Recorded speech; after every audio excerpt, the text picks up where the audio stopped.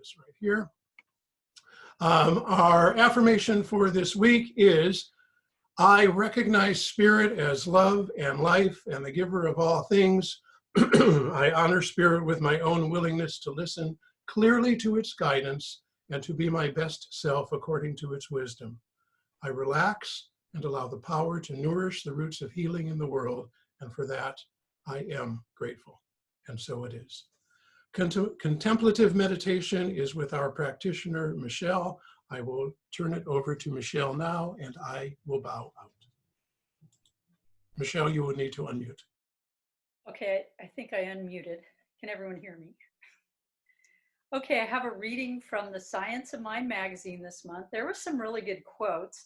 And the woman, Reverend Sally Robbins, who is writing this month's dailies, had a nice quote on, I forget which day it was, but I really liked it. And I thought it went well with what we're going through now. So if you would just relax and take a couple of deep, calming breaths, just allowing your breath to move in and out.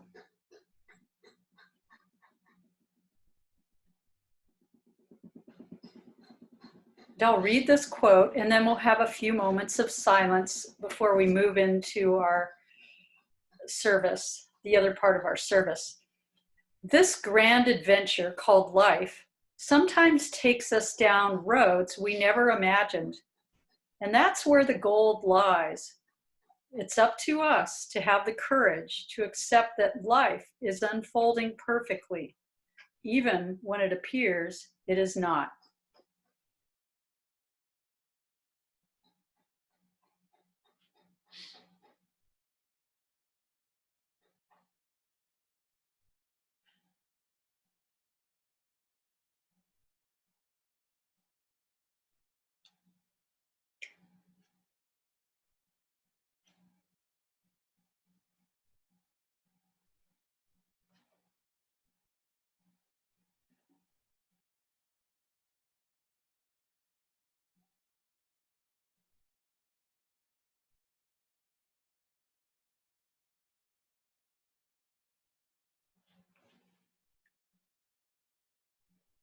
And I know that this grand adventure called life is unfolding in its right and perfect way, regardless of appearances.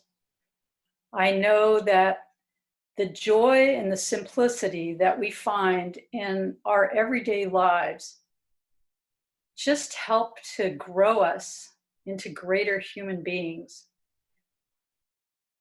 And that as we join together via Zoom this morning, I know that our humanity links us as one, links us together as humans on this planet with the other beings, the trees and the birds and the flowers. I know that as we hear the words of Reverend Angelica, that we will all find something very worthwhile to take with us in our hearts this morning. And I know that as we join together, that this power of peace, this power of light, this power of hope and goodness grows. And I allow the spiritual part of the service to unfold in its right and perfect way. And so it is. You are the light of love. I am the light of love. You are the light, I am the light. We are the light of love.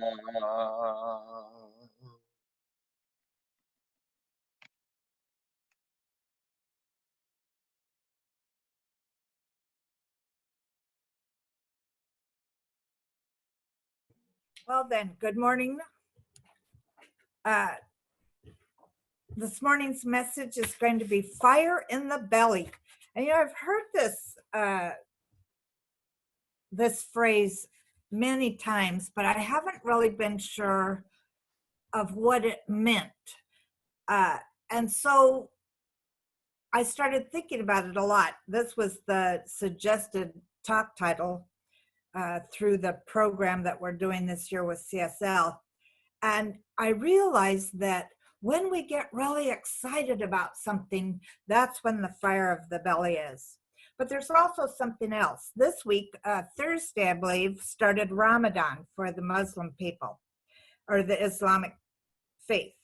And so this meant that every day for quite a few days, they are fasting from sunrise to sundown. And this time of fasting extends beyond food to include water, cigarettes, sex, gambling, gossip, judgment of others, and many other things.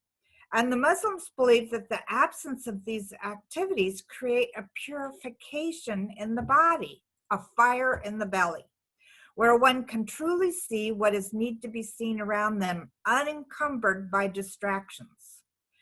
Their commitment to their faith through extended spiritual practice during this time, coupled with the purification of their bodies and minds through fasting, provides the clarity for a person to see what is mine to do.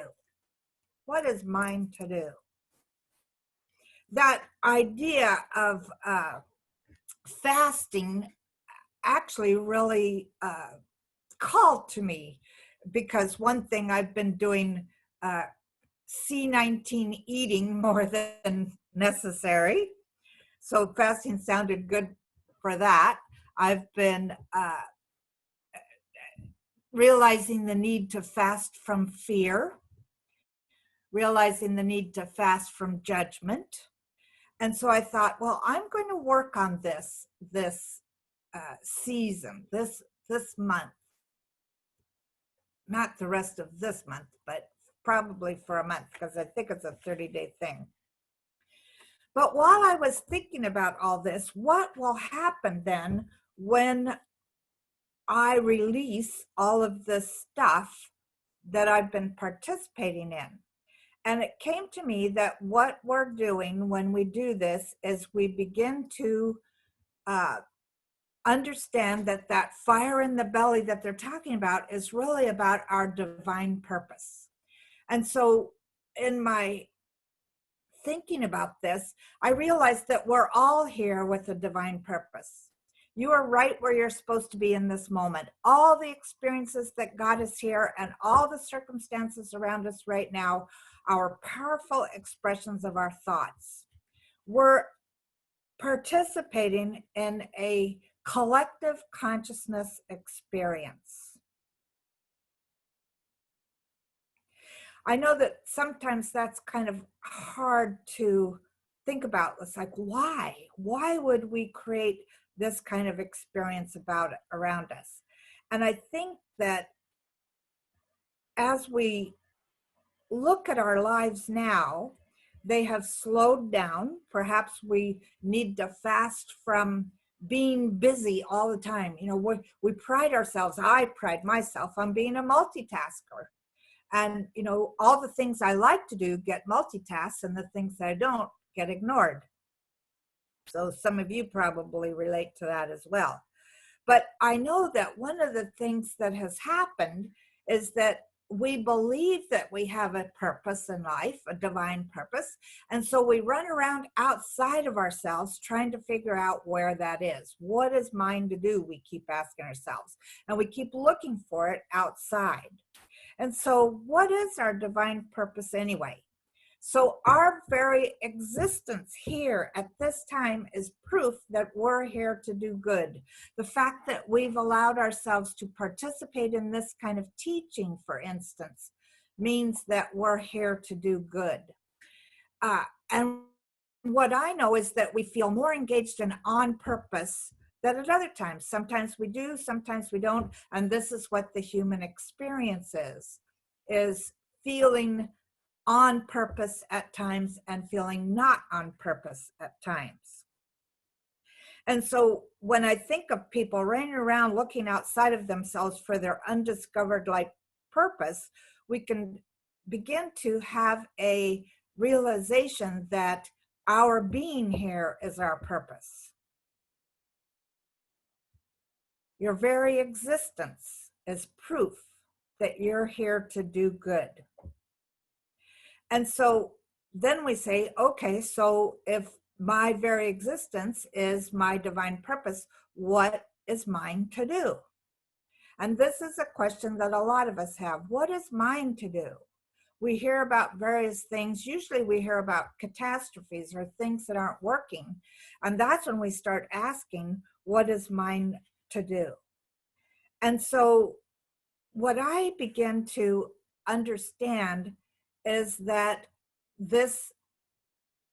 whatever is ours to do comes like waves.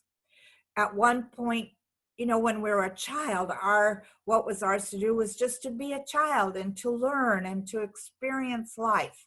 And then, maybe we got married and had children. Well, that was what was ours to do, was to take care of our children, take care of our families.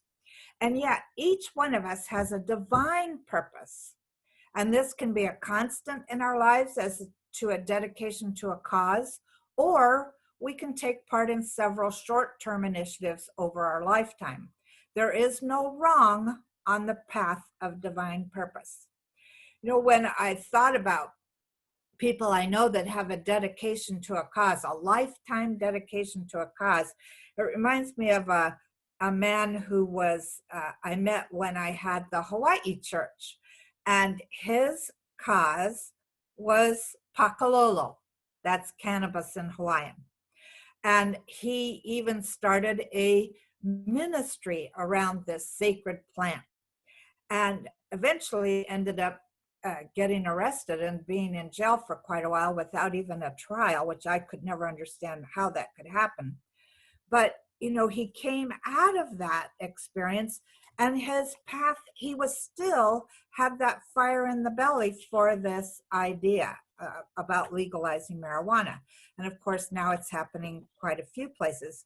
But I had to laugh because here I hadn't seen this guy in a really long time.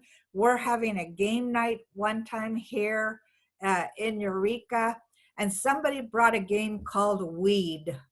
And guess whose picture was in the middle of the money? My friend, Roger Christie, whose divine purpose, the constant is his life, the dedication to the cause, gave him the fame of being the person in the middle of the paper money for this game. And I just had to laugh about that, because I thought, here's somebody who's so dedicated to his cause, and it's paying out, so to speak.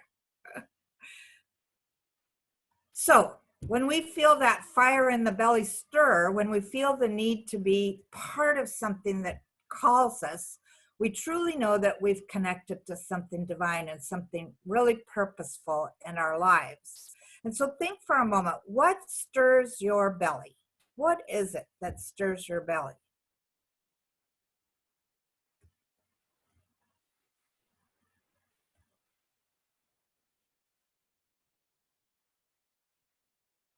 I don't know what stirs yours, and this would be a fun conversation to have at another time, maybe on Wednesday night at our power hour. But I know what stirs mine. When I was a little kid, I remember, most of you know that I had a uncomfortable childhood, but I remember this one experience of being at one of those Boy Scout jamborees. They were having a big jamboree, and I was walking with my mother back to the car, and her and my father had had a big fight the night before, and I'm probably 12, I guess, and I told her I was sorry that she had had that fight. And she turned to me and she says, "You've always known this unconditional love shit, haven't you?" Now, excuse my swearing, but that was an exact quote. And I didn't really know what she meant at that time. But I realized later, when I've thought about it over the years of my life, that experiencing, expressing, and teaching unconditional love is what really stirs my belly. I mean, this whole idea about this new class that we're going to have on this thing called You, that stirs my belly. Being able to speak on Sunday mornings, that stirs my belly. You know, doing what I'm doing. And the interesting thing is, for 15 years of my work life, I was a data processing manager. And at that point, I thought that was what stirred my belly. But then I realized that after work or on the weekends, etc., I'd be reading spiritual books or trying different churches. I must have tried every church that there was in Glendale and Hollywood and that area of Southern California. But I didn't know then. I was doing what I talked about at the beginning, running around outside of myself, looking for what I thought was my purpose in life, my divine purpose. When I walked into a religious science church, the Religious Science Church in Glendale, I walked into it because I had been watching Terry Cole Whitaker on television. And then there was a note that said she was going to be up at Founders Church in Los Angeles. So I went to Founders Church in Los Angeles to see her, and ended up being there for all three services, though stuck in the parking garage. I've told you that story before. And discovered that there was a religious science church in Glendale, practically around the corner from me, a church that I had made fun of because of the signs that they had put up on their marquee, etc. And walking into that church was like walking into home, feeling at home. And when I think about what home means, it means love, it means safety, it means peace, it means recognition, being seen. It means all those things. And so because I've experienced all that for so long, I know that that's what stirs my belly. And perhaps when you thought about it a few minutes ago, what stirs you, that you might have thought about these things, you know, how it made you feel. Teilhard de Chardin said, "Today something is happening to the whole structure of human consciousness. A fresh kind of life is starting. Driven by the forces of love, the fragments of the world are seeking each other so that the world may come into being." I thought that was a beautiful phrase to use for today, even though it was so written so long ago. And it also just now reminded me, I took a workshop from a friend of mine yesterday on Zoom, who is in Hawaii, and she's a writer. She's written a 3-book fantasy series that's quite popular with middle school kids. I liked it too. And so her workshop was on creating worlds. And she showed a video, which I wish I had remembered to before just a few minutes ago, because I would have showed it to you. It's a video of the tectonic plates and how they used to be together and how they moved apart to become what we now know as our globe, the way they are. And then it goes into the future and shows what it's going to look like. Now, she didn't show us that part. I'm going to check out that website so I can see what it will look like years and years and years, hundreds of years in the future. But what I thought about was that one of the questions she asked is what did it look like as those pieces were moving? And I said it looked like a puzzle, like somebody reverse doing a puzzle, you know, taking the pieces apart. And so that to me is sort of what the C19 experience has been about, is about taking the world apart to create something new, to create a fresh kind of life, as Teilhard de Chardin says, and to have it driven by the forces of love. And the fragments of the world, all these fragments, are seeking each other. I mean, countries that you wouldn't think would do it are now reaching out and giving medical equipment, etc., to other countries, etc. so that we can all get through this experience together. Something amazing is happening.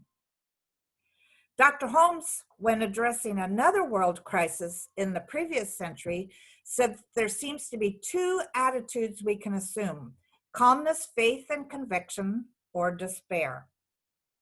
Now, I have talked to a lot of people who are in despair. It's hard not to have a job that you could go to every day. It's hard not to have any money coming in. It's hard to feel like you're stuck at home, etc. There's a lot about this experience that we're having that's difficult. But he urged us to dedicate time, service, hope, and now I can't read it because there's pictures there. Yeah, time, service, hope, and spiritual conviction to the harmonious resolution of that crisis. So maybe what our job is, our purpose right now, is what he says here. For if the whole nation works together and prays together, a great moral and spiritual power, an actual soul force, will penetrate the whole world, helping to bring confidence and calm judgment and right action until the crisis shall have passed. So my feeling is, when we're looking at this idea of a divine purpose, yes, each one of us has our own unique divine purpose, but we, because of what we know in this teaching, have a even higher purpose.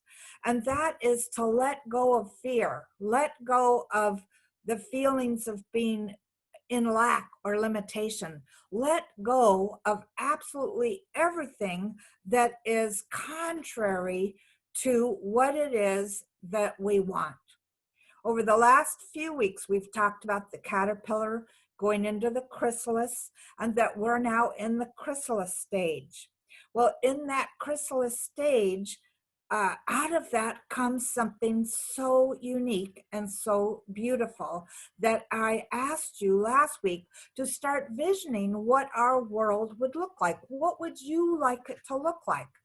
And now I'm asking you to pray for that, to vision that, to every time you start feeling yourself going into fear, every time you start feeling yourself getting angry at the government, every time you start feeling anything that is unlike love, set right now a part of your mind aside to be the gatekeeper, so to speak, so that we could always be coming from the highest place to come from, so that we can be coming from love and peace and grace. And what I know that is, if we consciously allow ourselves to do that, if we as a community are the whole nation, you could say, for if the whole community works together and prays together, a great moral and spiritual power, an actual soul force, will penetrate the whole world, helping to bring confidence and calm judgment and right action until the crisis shall have passed. Because we know this teaching, because we know that our word has power, because we know that what we're thinking, whatever we're thinking about, that's where our spiritual energy goes toward. Because we know these principles, it is our divine purpose to be right here, right now, in the moment, and to be as loving and as positive and as peaceful as we possibly can. And what I know is that as we do this, the whole universe rushes in to make that our reality. So I either invite you or challenge you to play this game, so to speak, this game of life, where we're holding the high watch for absolutely everybody.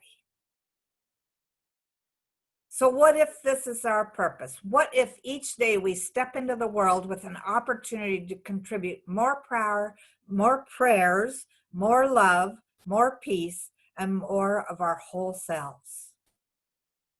What if this is really our purpose right now? I think it is, because we are right where we are at this moment, right where we're supposed to be.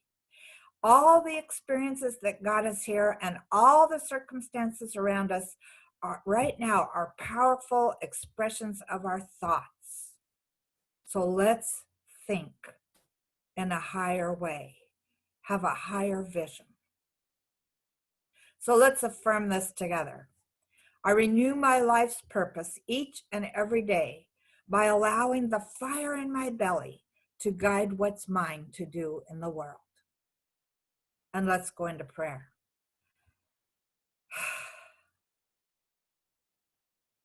Gratefully, I acknowledge that there is only one power. That power is God power. That power is absolutely everywhere, including right where I am. And I speak this word as each one of us using the I am. I am ready and willing to achieve my divine purpose in this life experience. I am ready and willing to be the one that knows the truth, that truth with a capital T. I am ready and willing to step forward and be in the vanguard of the people that are leading us into a new reality, a new dimension, so to speak. A dimension that is filled with loving kindness, with compassion, with helping, with everything that we've seen in the positive realms of this experience that we're having right at this moment. So I know for us, each one of us, that as we go about our business this week, we allow ourselves to see what is mine to do in this world. What is mine to do?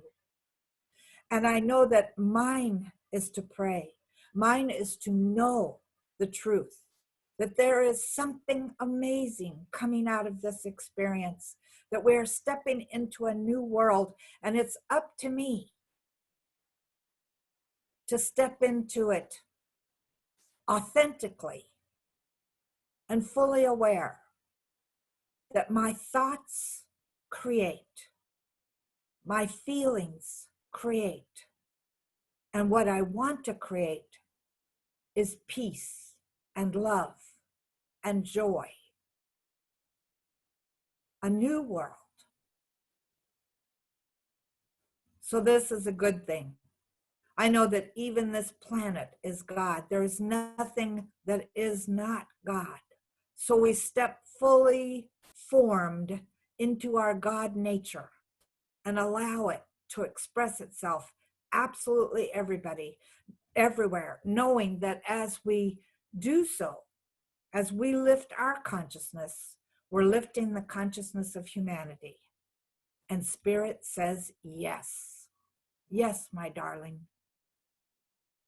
And so I release these words into the law, spiritual law, knowing that they are already so for each one of us, and that we see the results of it in our daily lives. And this is good, very good. And so it is.